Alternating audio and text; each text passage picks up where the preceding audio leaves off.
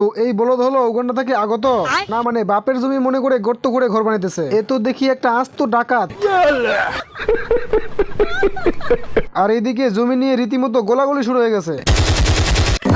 এইদিকে এত কিছু হয়ে যাইতেছে আর এই লোবাবের ঘুম ভাঙলো এখন।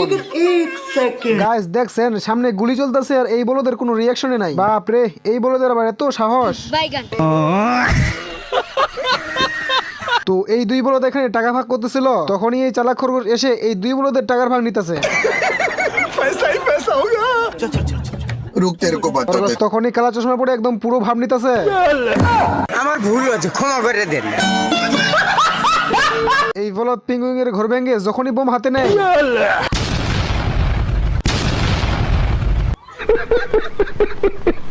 এত কিছু হওয়ার পরও এই বলদের শিক্ষা হয় নাই, এবার নামছে গোলা কামান নিয়ে। তখনই একটা গোলা এসে এই বলদের কামানে আটকে যায়।